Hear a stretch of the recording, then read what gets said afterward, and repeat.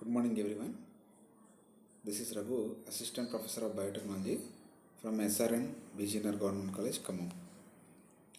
So, today's topic is bacterial nutrition and growth.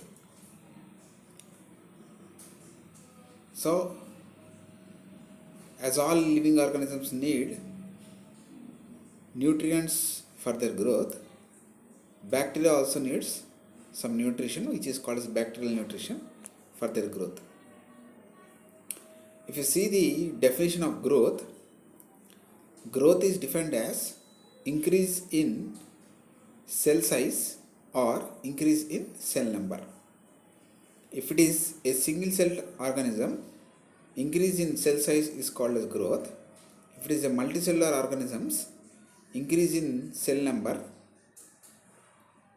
is called as growth. So bacteria needs macro and micronutrients for their growth, and their growth is estimated with the help of growth curve, which will be discussed in upcoming slides. So if you see the growth requirements of the bacteria, a part of growth requirements, the bacteria also needs some physical requirements like temperature, pH, oxygen, osmotic pressure, etc. So these are the physical requirements which play an essential role in the growth of different kinds of bacteria. And the chemical requirements, as other organisms also needs these kinds of chemical requirements. These include the main source, the carbon source, nitrogen, sulfur and phosphorus, trace elements, minerals, and also oxygen in case of aerobic bacteria. If they are anaerobic bacteria, oxygen is not needed. And also growth factors, metal ions, etc. So environmental conditions like physical requirements as well as chemical requirements like carbon, nitrogen, sulfur, phosphorus along with oxygen, and oxygen is not needed in anaerobes. These are the requirements needed for the growth of bacteria. So based on temperature, the bacteria are classified into four major groups: psychrophiles, mesophiles, thermophiles and hyperthermophiles.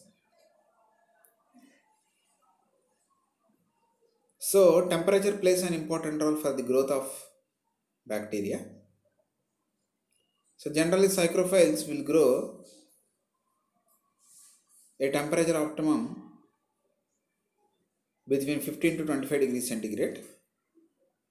They also grow at 0 degrees or below 7 degrees centigrade. So 0 to 25 degrees centigrade is best growth temperature for the psychrophiles. Best examples of the psychrophiles are Pseudomonas, Alkaligens, Lactobacillus, Flavobacterium, etc. The next one is mesophiles. So mesophiles, the temperature required ranges from 20 to 45 degrees and the optimum or minimum temperature is 37 degrees. So mesophiles, they require minimum 37 degrees centigrade as human beings body temperature is present, and all the members of Enterobacteriaceae will come under mesophiles. The next one is thermophiles. So thermophiles, as name indicates, these bacteria will grow at higher temperatures more than 45 degrees centigrade. So that means around 45 to 60 degrees centigrade is the range for these thermophiles, and best examples are Bacillus stereothermophilus Clostridium species. And hyperthermophiles, these bacteria will grow at more than 70 degrees centigrade, and even at 100 degrees centigrade they will grow, and optimum temperature is around 70 to 90 degrees centigrade. Best example, Dermis aquaticus, Thermococcus species, Pyrococcus species, Pyrodictysium species. So all this will come under hyperthermophiles. So this is the temperature requirement of the bacteria, and also classification of bacteria based on temperature. So these are the 4 different kinds of bacteria which grow at 4 different temperatures. So the next physical factor that is required for the growth of bacteria is pH. So bacteria can grow in acidic medium as well as alkaline medium and at neutral medium. Those bacteria that will grow in acidic medium are called as acidophiles.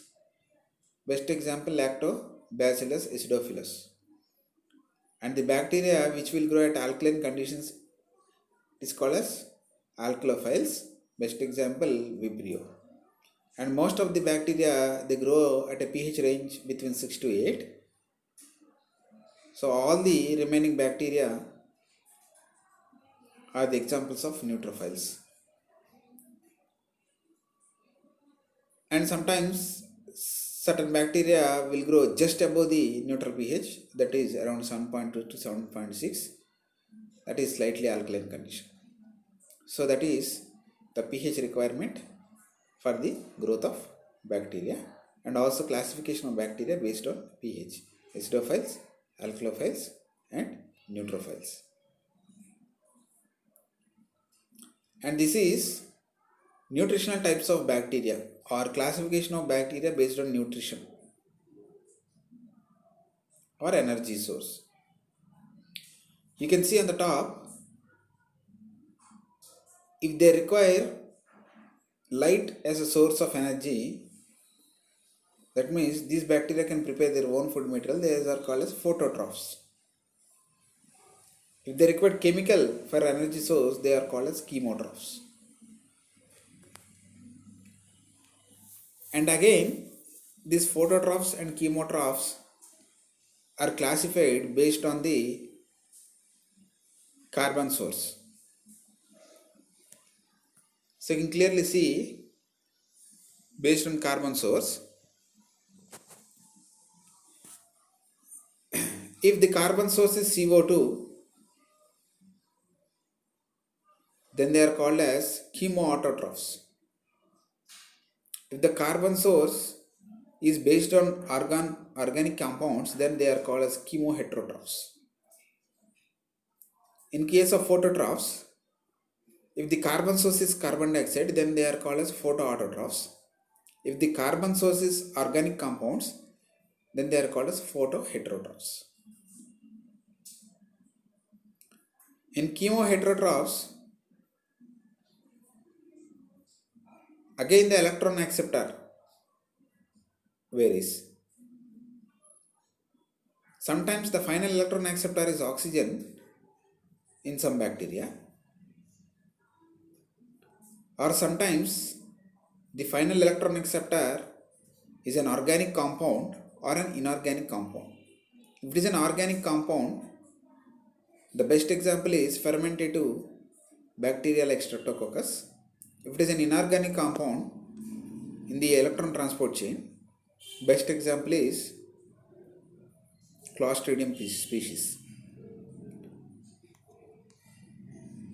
So these chemoheterotrophs are classified again based on the final electron acceptor, oxygen and inorganic compound and organic compound. If chemoautotrophs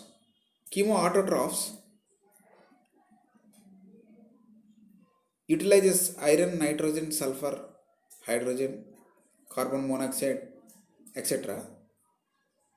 as an electron acceptor, Best example is oxidizing bacteria. And when it comes to photoheterotrophs, best example is green sulfur bacteria, purple sulfur non-sulfur bacteria, purple non-sulfur bacteria. So they does not utilize sulfur, or sulfur is completely absent. That means as an electron acceptor, then they are called as non-sulfur bacteria. So green and purple non-sulfur bacteria, they will come under photoheterotrophs. So when it comes to photoautotrophs, they utilize CO2 and also energy source is light. They are again divided into oxygenic and anoxygenic. So oxygenic means they utilize photosynthesis. Anoxygenic means they use sulfur, H2S, etc. as terminal electron acceptor. Best example green and purple sulfur bacteria. So that is classification based on the nutrition. So chemical, light, energy source. If it is chemical, chemotrophs. If it is light, phototrophs. Again, based on carbon source. If it is organic compound, it is chemoheterotroph. If it is CO2, it is chemoautotroph. In phototrophs, if the carbon source is CO2, it is photoautotrophs. If it is organic compound, then photoheterotrophs. So that is major classification which is shown in green color, and also carbon and electron sources are shown in red color or pink color. So that is nutritional requirement of bacteria and classification of bacteria based on nutrition. And as I mentioned, gases, oxygen, presence of oxygen and absence of oxygen is also an important factor for the growth of bacteria. Based on the oxygen requirement, the bacteria are classified into obligate aerobes, facultative anaerobes, obligate anaerobes, aerotolerant and microaerophils. So you can clearly see here the effect of oxygen on growth is the factor obligate anaerobes. Obligate means strict aerobes. Strict aerobes means they require oxygen. So presence of oxygen is compulsory, is mandatory for them. So obligate aerobes are strict aerobes, they require oxygen for their growth. Facultative anaerobes. So both aerobic and anaerobic in nature. So they will, facultative means they can grow in presence or absence of oxygen. So these are called as facultative anaerobes. And obligate anaerobes means strict anaerobes. They grow only in the absence of oxygen. Growth ceases in presence of oxygen. That means they grow only in the absence of oxygen. Those are obligate anaerobes or strict anaerobes. Aerotolerant anaerobes. These are anaerobes, but they can tolerate little amount of oxygen. So in the presence of oxygen also they will grow. And microaerophiles. They are aerobic, but they require only little amount of oxygen for their growth. So obligate aerobes are strict aerobes, they require oxygen. Facultative aerobes or anaerobic growth they will show. Obligate anaerobes, they are strict anaerobes. The growth ceases in the presence of oxygen. Aerotolerant are anaerobic, but they can tolerate little amount of oxygen. And microaerophils, they require low amount of oxygen for their growth.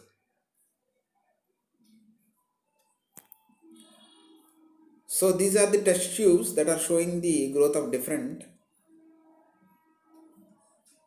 organisms. So bacterial growth in a tube of solid medium. So this is a solid medium tube showing. So you can see obligate aerobes. They are growing at the top of the medium. That means they required oxygen for their growth. Facultative anaerobes, they are showing top growth as well as the inside the tube also you can clearly observe their growth. So that means in the presence and absence of oxygen they will grow. Obligate anaerobes at the bottom of the tube, that means they are strict anaerobes, they does not require oxygen. So you can see their growth at the bottom of the test tube. Aerotolerant, so everywhere in the tube you can see their growth. And microaerophilic, a little bit topper position in the tube, that means they require little oxygen for their growth. So that is the growth of different bacteria based on the presence or absence of oxygen. So if you see explanation of oxygen effects, the strict aerobes, obligate aerobes, they show the presence of enzymes like catalase, superoxide desmodase allows them to prevent from toxic substances produced due to excess of oxygen. That means they will neutralize this excess of oxygen, react to oxygen intermediates with the help of these enzymes. Same as facultative anaerobes. Whereas obligate anaerobes, they lack this type of enzymes.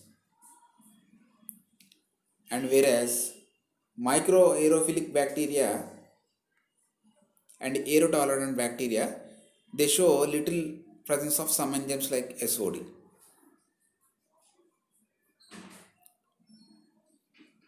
So that is the distribution of enzymes in this bacteria. So that is classification of bacteria based on oxygen requirement. So the next one is classification of bacteria or osmotic pressure based on osmotic pressure. Osmotolerant are those microorganisms which can grow at relatively high salt concentration. So some bacteria which we have seen like Archaebacteria, they grow at higher salt concentration. And also some bacterial species, Eubacteria, they will also show their growth at high salt concentration. Best example is Aeromonas, Staphylococcus species, etc. Those bacteria which show their growth at high salt concentration, that is above 0.2 to 0.6, they are called as halophiles. Example, Halobacterium, Halobium. So this Halobacterium Halobium is an Archaebacteria which is seen grown at high salt concentration. So that is osmotolerant and halophiles. And if you see, some bacteria are seen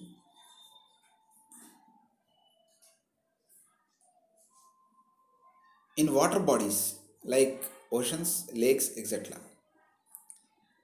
If you see the pressure, hydrostatic pressure that is exhibited by the water bodies, the pressure doubles with every 10-meter increase in depth. So some bacteria will grow by withstanding this hydrostatic pressure. So those bacteria are unable to grow at laboratory level, but they will grow well in the sea or lake water and can withstand high hydrostatic pressures. So those bacteria are called as barophiles. So barophiles can withstand high pressures, but they are unable to grow at laboratory conditions.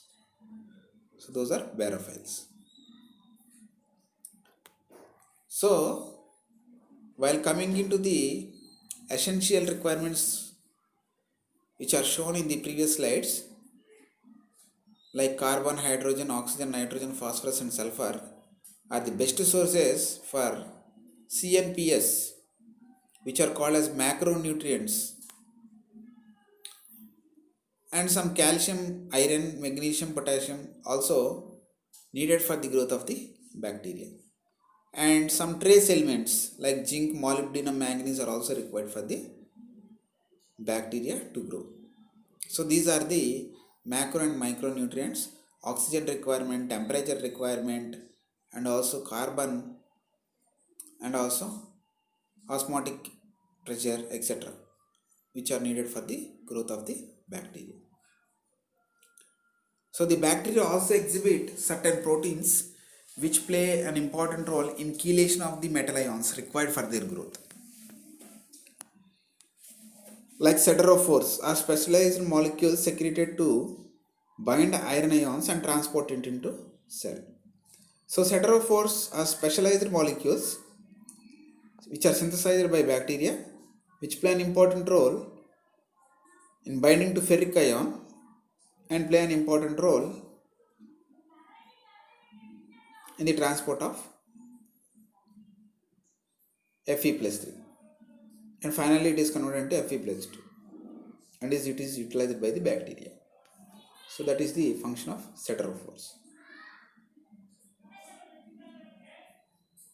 So for the growth of bacteria under laboratory conditions with all these nutritional factors and temperatures, we can use 4 different kinds of media, which are called as selective medium, differential medium, minimal medium and complex medium. So selective medium is a medium which is especially used for the growth of certain bacteria. So these bacteria are enriched in the presence of this selective medium only. So best example is EMB medium, which is used to differentiate lactose fermenters, and EMB agar lactose fermenters, which is used for differentiating Enterobacteriaceae members like E. coli. So that is selective medium. Differential medium is used to distinguish between different types of bacteria based on some observable trait, like Mekongii agar and blood agar medium. So within the same species also you can differentiate the different types of strains based on their blood agar, based on their trait, that means use of blood agar and non-use of blood agar, and also Mekongii agar. So that is differential media, which is used to differentiate the strains within the same species. And minimal media is a medium which is required for the minimum growth of the bacteria. So it contains all the amino acids and also other minimal requirements for the growth of bacteria. So other one is complex medium, is a medium which contains complex substances like glucose for bacterial growth, water, salts for bacterial growth, amino acids, nucleotides. So this is especially for fastidious bacteria. That means those bacteria which are grown in non-selective medium and massively requires the growth factors and also amino acids, nucleotides, etc. So that is complex medium. So these are the different types of medium that are used for the growth of bacteria. So if you see the growth of bacteria, bacterial growth curve better explains the growth of bacteria. This bacterial growth curve generally it is sigmoidal in nature, comprising of lag, log and stationary phase. So you can see the x-axis and y-axis, number of bacteria and time period. As time period increases, the phases will be shifting from lag, log to stationary phase. if all the growth requirements are once they are completed or completely utilized, then the death phase starts or decline phase, which leads to death of the organisms. So the first phase is lag phase. You clearly see the lag phase where the bacteria will adjust to the environment and it is metabolically and physiologically active, but there is no division is observed. So the bacteria will increase in size. So that is the bacterial adjustment to the environmental conditions. So that is lag phase. In log phase, there will be logarithmic increase in number of the bacterial cells. So it is also called as exponential phase. Cells will be exponentially increase. That is 1 will become 2 bacterium, 2 will become 4. It is an exponential increase in bacterial cell number. So that is log phase. And stationary phase, where the medium is slowly consumed by the bacterial species and the bacterial species reaches a stage where the medium is completely utilized. So that is stationary phase. So cell division decreases at this point and there will be a equilibrium maintenance is observed between the dead cells and the newly dividing cells. And the last phase is death or decline phase, where the nutrition is completely exhausted and the bacteria will go to death or decline phase, where the sigmoidal curve will be declined. You can clearly see the death phase. So these are the 4 phases of the bacterial growth curve: lag phase, log phase, stationary phase and death phase. And the curve shows the sigmoidal in nature.